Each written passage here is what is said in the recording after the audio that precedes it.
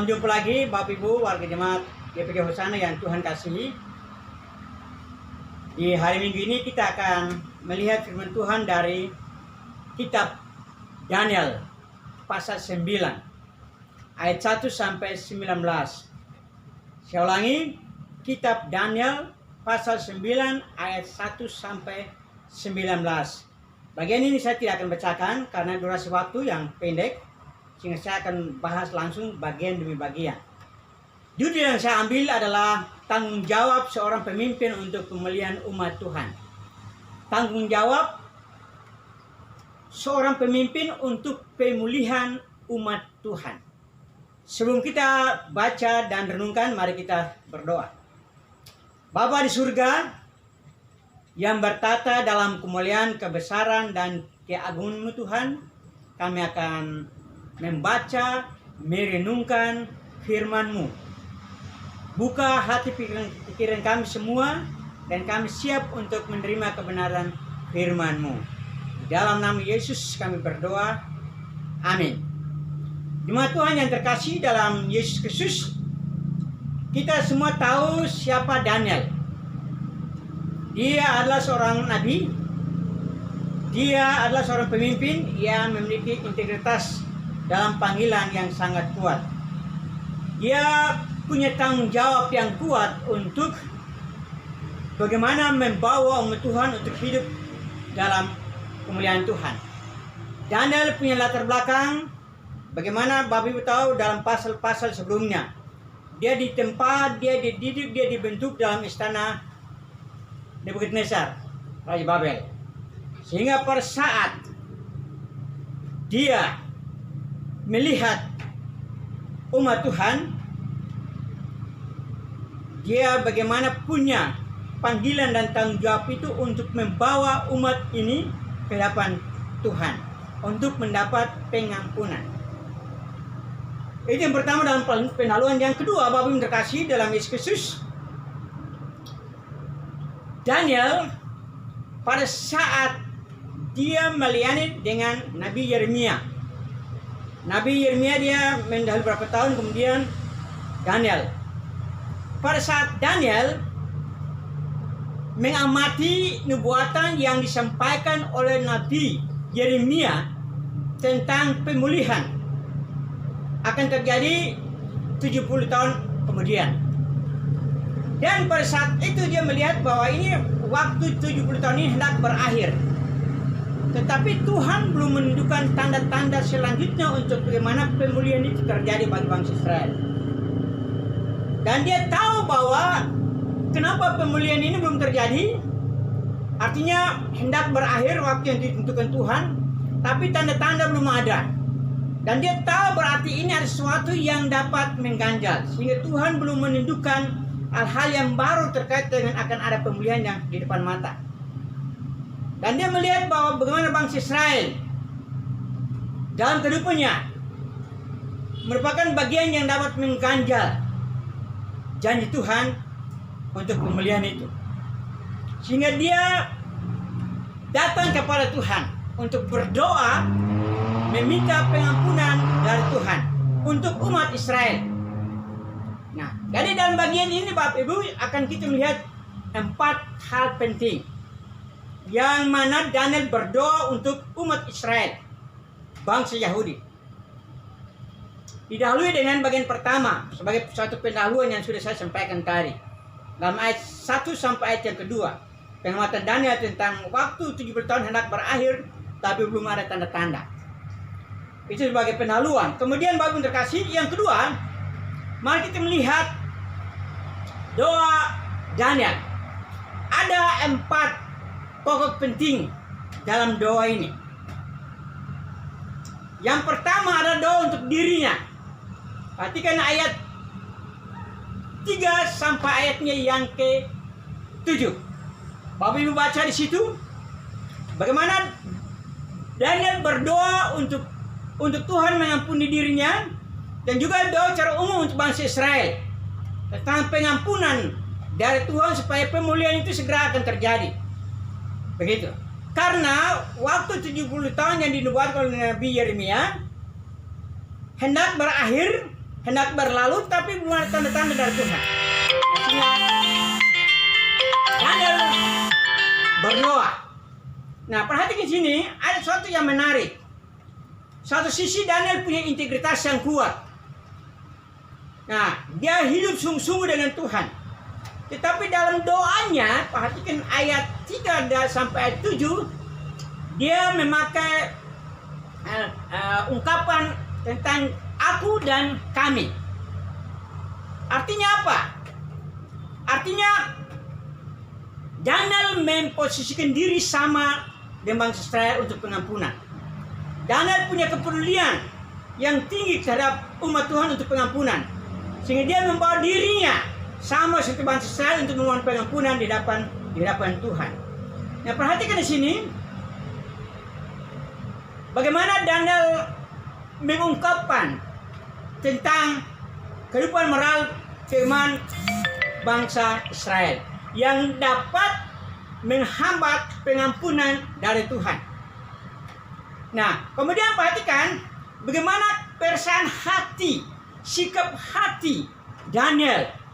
Perhatikan diawali dengan ia mengerapkan muka untuk berdoa. Ia berpuasa.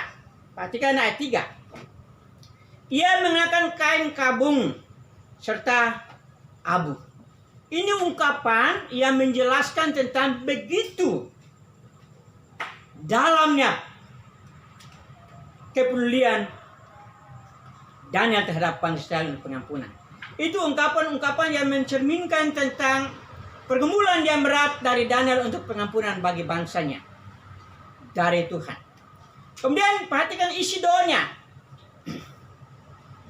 Isi doanya, Bapak Ibu perhatikan di situ bagaimana kata-kata yang diungkapkan yang mencerminkan tentang isi hati dia terhadap bangsanya.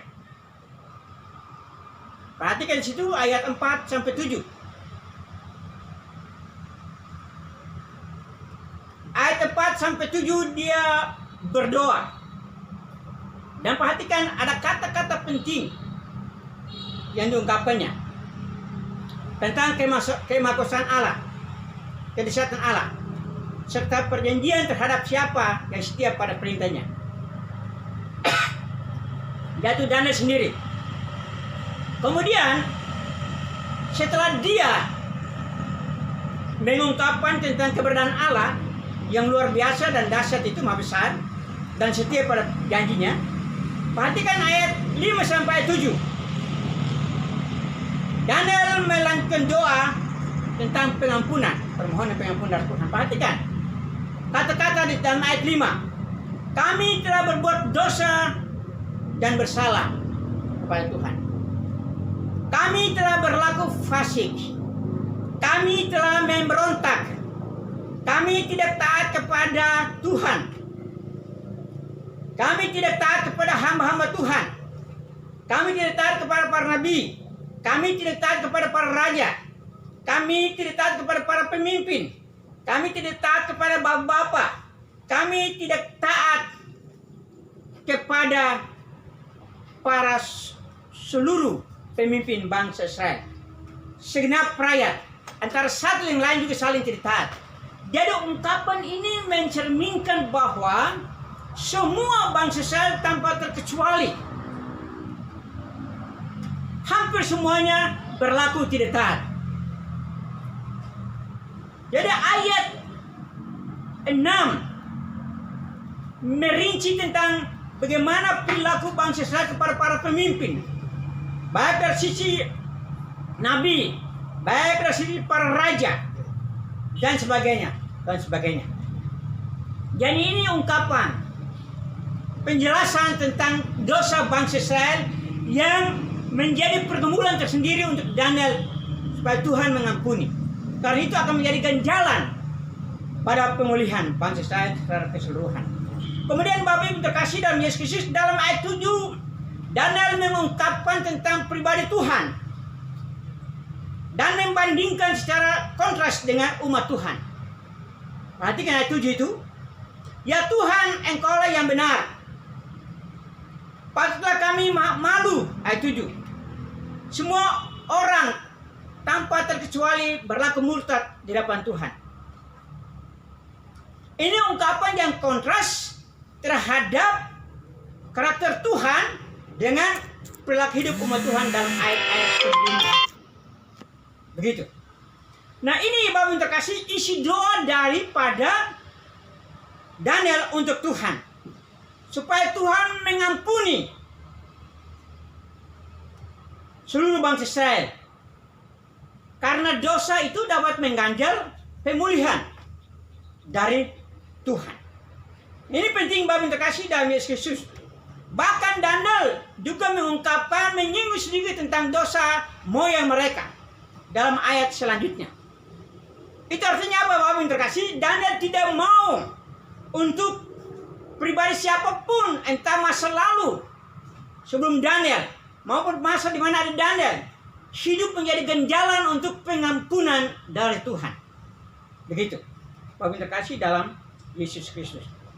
Itu doa Daniel untuk umat Tuhan secara keseluruhan, secara umum. Nah, sekarang dia berdoa, dia merinci.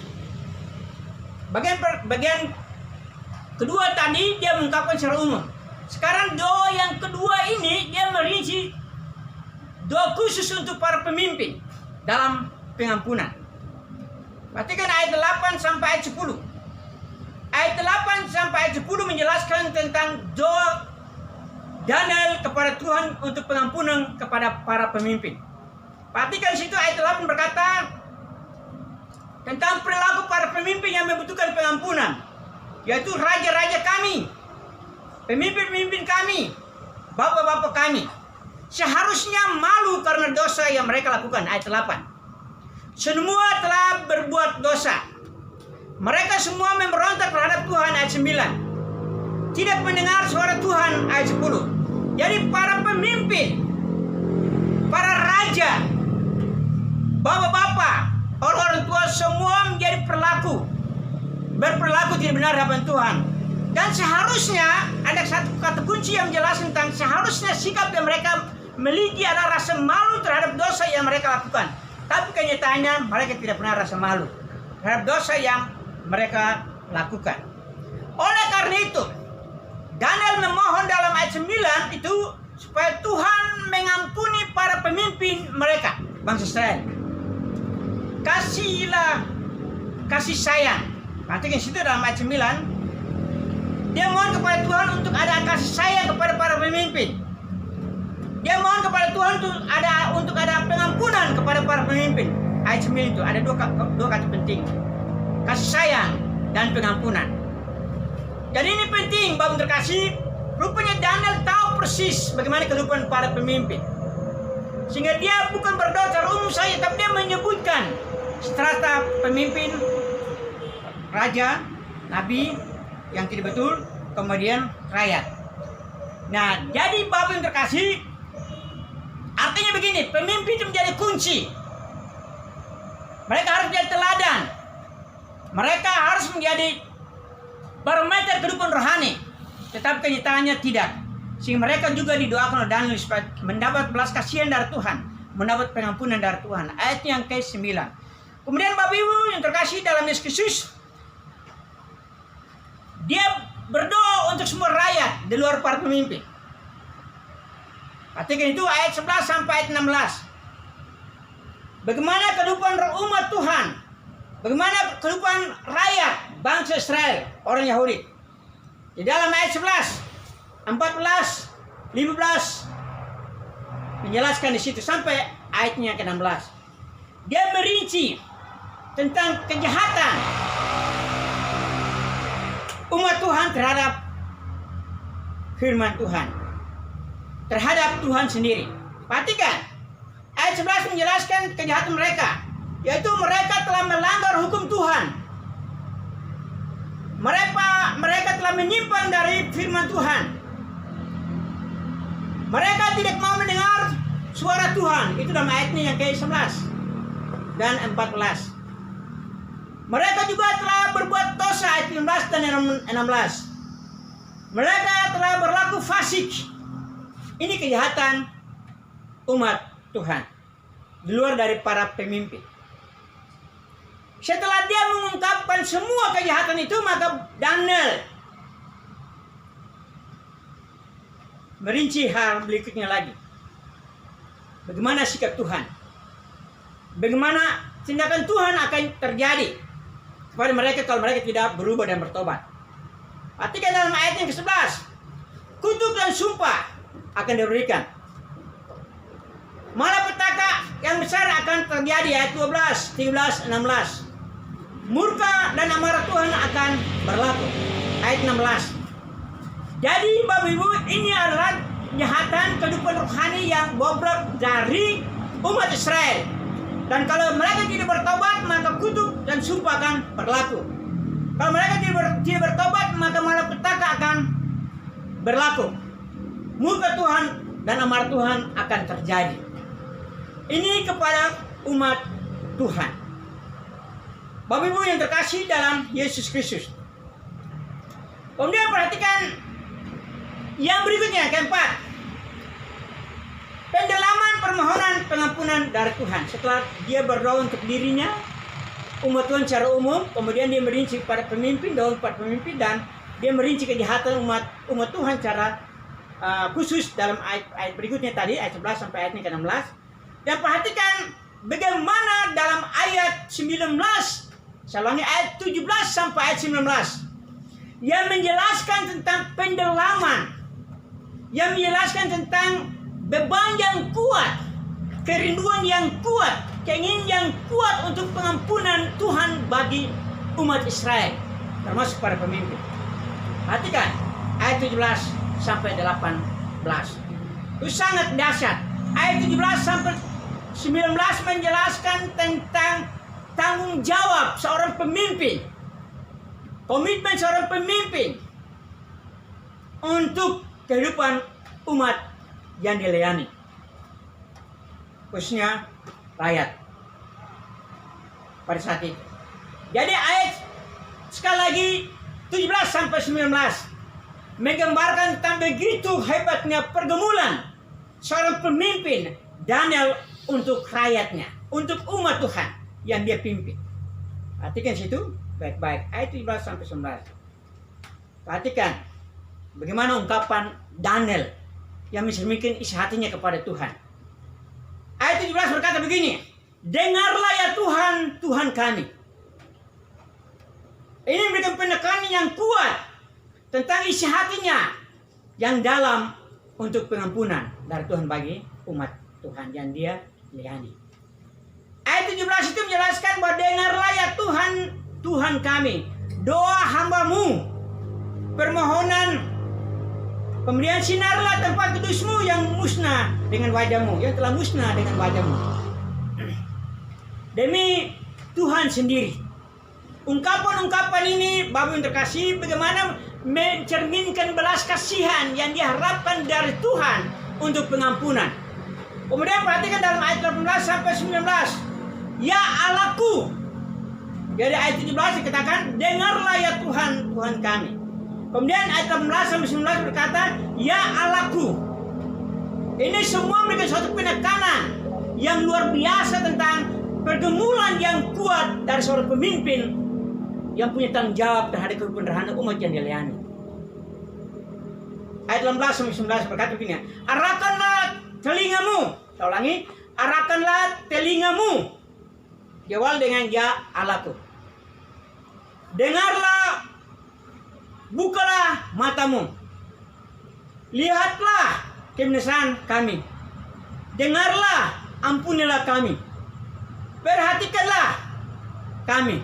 Bertindaklah untuk pengampunan kepada kami. Perhatikan ayat 17, 18 sampai 17. Kata-kata yang mendalam, yang mencerminkan beban, kerinduan, kepedulian, isi hati atas tanggung jawabnya untuk membimbing, menuntun umat di hadapan Tuhan. Ini luar biasa Bapak terkasih dalam Yesus Kristus. Sangat dahsyat sekali. Bagian itu ayat 18 sampai 19. Luar biasa. Sebagai seorang pemimpin, tentu dia harus seperti itu. Dalam isi hati, dalam kepedulian, dalam kebersamaan yang harus dibangun untuk umat, bukan untuk dirinya sendiri. Tapi dia harus datang dari kehidupan yang berintegritas di hadapan Tuhan, kehidupan yang baik di hadapan Tuhan. Itulah Daniel, seorang nabi, seorang pemimpin.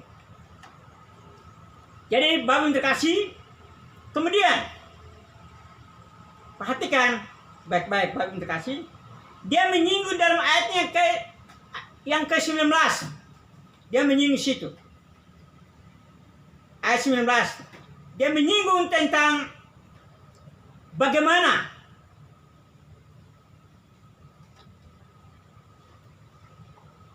harapan dari Tuhan. Dia menyinggung tentang keadaan hati bangsa Israel. Dia menyinggung juga tentang bagaimana sikap hati Tuhan.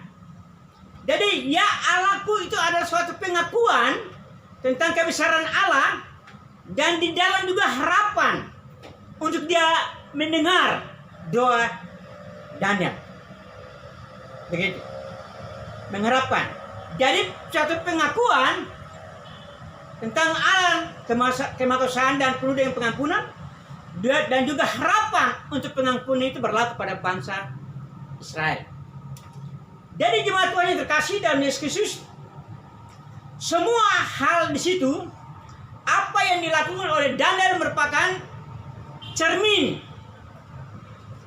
gambaran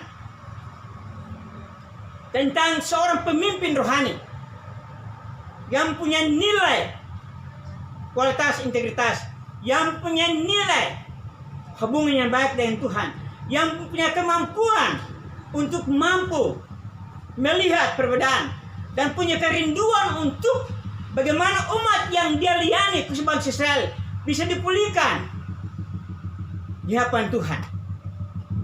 Karena tanpa pemulihan, tanpa pengampunan, pemulihan belum bisa terjadi. Dan pemulihan belum terjadi, itulah Daniel berdoa supaya bangsa Israel mendapat pengampunan dan pemulihan terjadi. Sebab tanpa pengampunan tidak mungkin ada pemulihan. Jadi jemaat Tuhan yang terkasih dalam Yesus Kristus, ini juga adalah merupakan pelajaran penting bagi kita yang hidup bersama ini sebagai orang percaya, juga sebagai pemimpin, baik pemimpin gereja, pemimpin masyarakat, maupun pemimpin pemerintahan, harus belajar dari Daniel tentang bagaimana kepedulian untuk membawa umat keluar dari penindasan dan penganiayaan, membawa umat untuk bebas dari berbagai macam bentuk yang menghambat perkembangan ke arah yang positif. Nah, oleh karena itu ada beberapa pelajaran penting bagi kita yang hidup pada zaman ini dari pelajaran yang kita ambil dari doa Daniel.